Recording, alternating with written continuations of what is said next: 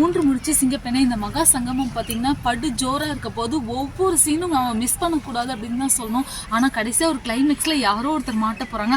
அது யாருன்னு நம்ம வெயிட் பண்ணி தான் பார்க்கணும் அப்படின்னு சொல்லணும். அது மட்டும் இல்லாமல் அது யார் அப்படிங்கிறது இந்த வீடியோவில் சொல்லியிருக்கேன். ஸ்கிப் பண்ணாமல் வீடியோ பாருங்கள். ஆமாங்க, என் வீடியோ பிடிச்சிருந்தா உங்களுக்கு லைக் பண்ணுங்கள், மறக்காம சேனலை சப்ஸ்கிரைப் பண்ணுங்கள். மூன்று முடிச்சு சிங்கப்பெண்ணே இந்த மகா சங்கமம் தான் நடந்துட்டு இருக்கு. இந்த மகா சங்கமத்தில் நிறைய பேரோட முட்டாள்தனத்தை நம்ம பார்க்க போகிறோம்.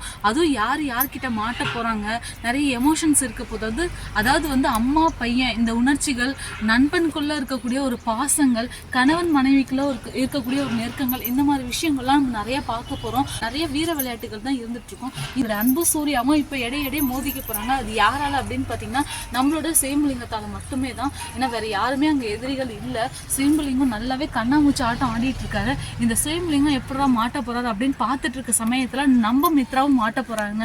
ரொம்ப நாளா எதிர்பார்த்துட்டு இருந்து நம்ம சஸ்பென்ஸை இப்போ க்ளோஸ் பண்ண போகிறாங்க. அது என்ன அப்படின்னு பார்த்தீங்கன்னா நம்மளுடைய மித்ரா மாட்ட போகிறாங்க. அதுவும் ஆனந்தி விஷயத்தில் நம்ம மித்ரா மாட்ட போகிறாங்க அப்படின்னு தான் சொல்லணும். அது மட்டும் இல்லாமல் நம்ம மகேஷ் இப்போ இந்த சூழ்நிலையில் என்ன ஒரு முடிவு எடுக்க போகிறாரு. சூர்யா நந்தினியோட காம்போ பார்த்தீங்கன்னா எப்போவுமே அல்டிமேட்டாக தான் இருக்கும். அது மட்டும் இல்லாமல் நம்ம அன்பு ஆனந்தியோட காம்போவும் ரொம்பவுமே சூப்பராக இருக்குங்க.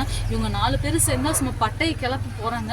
இந்த பட்டையை கிளப்புறத நாமளும் பார்த்துட்டு தான் இருக்கோம். அது மட்டும் இல்லாமல் நம்ம சூர்யாவும் அன்பும் இப்போ ஒருத்தருக்கு ஒருத்தர் எதிரியாக நின்றுட்டு இருக்காங்க. இந்த எதிரித்தனத்தெல்லாம் முடிச்சுட்டு இவங்க 2 பேரும் ஃப்ரெண்ட்ஸாக மாறினாங்கன்னா சீரியல் பார்க்கவே இன்னும் கொஞ்சம் இன்ட்ரெஸ்டாக இருக்கும் அப்படின்னு தான் சொல்லணும். நம்ம எல்லாத்துக்குமே ஒரு திருப்பு முனையாக தான் இருக்க போகுது. இந்த திருப்பு முனையினால நிறைய மாற்றங்கள் வரப்போகுது சீரியலுக்குள்ளே. இந்த சீரியலுக்குள்ளே என்ன நடக்குது அப்படிங்கிறத வெயிட் பண்ணி பார்க்கலாம்.